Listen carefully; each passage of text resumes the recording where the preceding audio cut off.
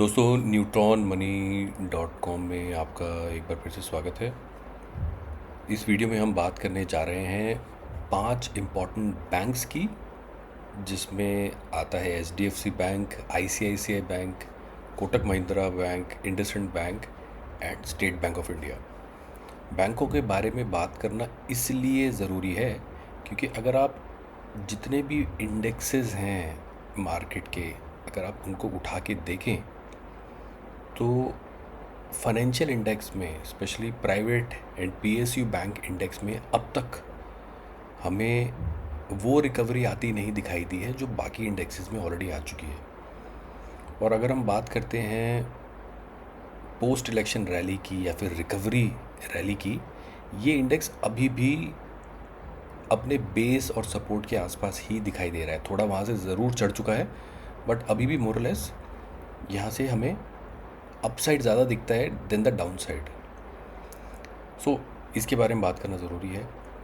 कौन सा बैंक इस टाइम लेना वैल्यू फॉर मनी होगा, रिजल्ट्स ऑलरेडी सबने अनाउंस कर दिए हैं। उसके बाद वो कौन से डेटा पॉइंट हैं जो सजेस्ट करते हैं कि कौन सा बैंक ज़्यादा वैल्यू फॉर मनी है, और इन डेटा पॉइंट्स को अगर कोई बड़ा फंड मैनेजर या एक बड़ा इन्वेस्टर देखेगा तो उसका जो रुझान है वो भी कहीं ना कहीं एक सही वैल्यू प्रोपोजिशन की तरफ जाता हुआ हमें दिखाई दे सकता है। तो इसके ऊपर हम डिटेल में डिस्कशन करने वाले हैं। ज़्यादा लंबा वीडियो नहीं होगा, जल्दी से मैं डेटा पॉइंट की तरफ आपको लेके चलता हूँ। इस डिस्कशन के लिए हम न्यूट्रॉन मनी डॉट कॉम पर आ चुके हैं। हम जाएंगे इस आर्टिकल में जिसमें हम 5 डेटा पॉइंट्स को कंपेयर करने जा रहे हैं। इस आर्टिकल का लिंक मैं आपके डिस्क्रिप्शन बॉक्स में डाल दूंगा इस वीडियो के, ज़रूर चेकआउट करें इस पूरी डिटेल को। अब देखिए, ये जो डेटा पॉइंट है उसमें मैंने एक्सिस बैंक को ऑलरेडी यहाँ पे हाईलाइट कर रखा है।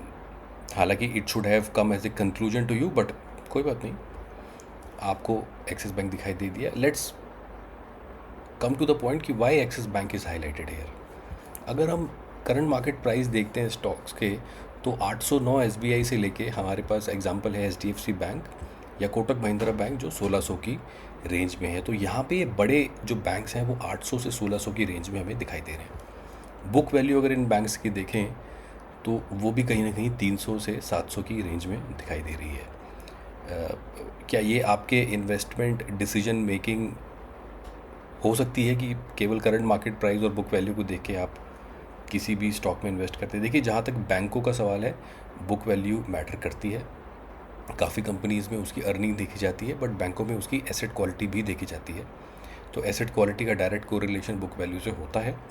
तो प्राइस टू बुक देखना भी इंपॉर्टेंट है। अगर प्राइस टू बुक को मैं देखता हूँ तो एसबीआई और इंडसइंड बैंक मुझे अभी भी अपनी एसेट क्वालिटी के कंपैरेटिवली जो स्टॉक का प्राइस है वो कम लगता है। बाकी सारे बैंक लगभग 3 से 4 के आसपास दिखाई दे रहे हैं। बट जब मैं इनकी अर्निंग को देखता हूँ तो मैं देखता हूँ कि इंडसइंड बैंक पर स्टॉक मुझे ज़्यादा कमाई करता हुआ दिखाई दे रहा है। वो कहीं ना कहीं इसलिए भी है क्योंकि अभी हमने जैसे बात करी कि इसका स्टॉक प्राइस अभी भी अंडर वैल्यूड दिखाई दे रहा है from the book value stand point, और ईपीएस भी हमें उस हिसाब से ज़्यादा दिखाई दे रहा है। यानी कि इसकी अर्निंग जितनी है against the stock price of IndusInd bank, when you divide both you get a higher value in IndusInd Bank because the stock price is less. Now ICICI bank हमें सबसे लोएस्ट कैटेगरी में दिखाई दे रहा है। इट लुक्स लाइक कि अपनी earning के कंपैरेटिवली ICICI बैंक काफ़ी भाग चुका है। जब हम इसको और एक्स्ट्रापोलेट करते हैं, इसकी करंट मार्केट प्राइस और इसकी ईपीएस को जब डिवाइड करते हैं तो पीई रेशो हमारे पास आती है। यानी कि प्राइस करंट और उसका अर्निंग का जो रेशो होगा उसको पीई रेशो बोलते हैं। बहुत अच्छा इंडिकेटर है, बिल्कुल भी मिस नहीं करना चाहिए इसको इन्वेस्टमेंट से पहले देखना। यहाँ पे अगर मैं देखता हूँ तो अर्निंग के मुकाबले मुझे एसबीआई एक तो दिखाई दे रहा है 11.2 ओनली पीई रेशो,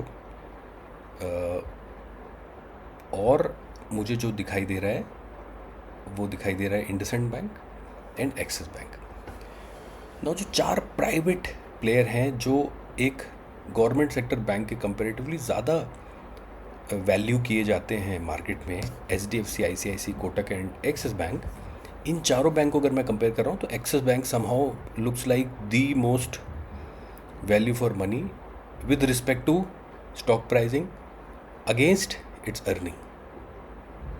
हालांकि book value more less same ही तराजू में ये 3 से 4 की बुक वैल्यू में मुझे दिखाई दे रहे हैं प्राइस टू बुक में। But when it comes to earning, Axis Bank ने अपनी अर्निंग में ऐसे नंबर्स प्रेजेंट किए हैं जो उसका करंट स्टॉक प्राइस अब हमें कम लगने लगा है। सेक्टर पीई जो है वो लगभग 23 है। मे बी एसबीआई की जो सेक्टर पीई है could be different, because I think this is mostly for the private sector bank. अब when it comes to the results number, सब ने बहुत स्ट्रॉन्ग रिजल्ट दिए हैं। इंडसइंड बैंक के रिजल्ट अच्छे थे, आई वुड नॉट से बैड, इसलिए उसको गुड की कैटेगरी में डाला है। सबसे अच्छे रिजल्ट जो थे इस बार कोटक महिंद्रा बैंक और एक्सिस बैंक के थे। ICICI bank was also very good, SBI was also very good, HDFC bank had a average result. तो जो स्टॉक 1550 के बाद आगे 1600 की तरफ जाना चाहिए था, it has taken a U turn and again it is back to 1450 level. So ये एक डेटा पॉइंट है। यहाँ पे जो 2 इम्पॉर्टेंट डेटा पॉइंट नहीं देखे गए हैं वो एक तो करंट मार्केट कैप है और ROCE ऑफ दीज बैंक्स में एक और चीज़ देखी जाती है कि क्या इनकी कासा में ग्रोथ आई है कि नहीं, क्या इनके प्रोविजंस कंट्रोल हुए हैं कि नहीं। तो मैं आपको ब्रॉडर बोल देता हूँ because I was also evaluating their provisions और एनपीएस। सारे बैंक्स में एनपीएस कम हुए हैं, कहीं पे भी कोई रेड फ्लैग नहीं दिखाई दिया, यानी कि एनपीएस स्टैंड पॉइंट से more or less they all are at the same juncture. But पिछले 3 महीने में जिस बैंक ने बाकी बैंकों की ग्रोथ को सरपास किया, यानी कि operationally they were better, so momentum benefit जिसको मिल सकता है that is Kotak, axis and ICICI. And out of all these three bank, axis has better PE ratio numbers. So again I'm repeating what it tells us, that the current market price has a potential of going further up. So जो PE ratio हमें बाकी banks का दिख रहा है, same PE ratio पे axis bank भी आता हुआ दिखाई दे सकता है। तो आप मल्टीप्लाई करके देख सकते हैं, price of the axis bank can cross 1300-1400 level in the near future.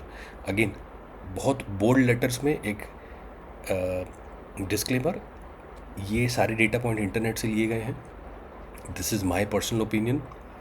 Before buying और selling in your portfolio, please consult with a authorized or your trustworthy financial advisor. Okay, this is not a buying or selling recommendation. But if you want to check out this article in detail, please come on to neutronmoney.com. इस article का description मैं इस video के description box में डाल दूँगा। So thank you guys for watching this video. I hope इससे कोई वैल्यू ऐड हो पाई है। Thank you.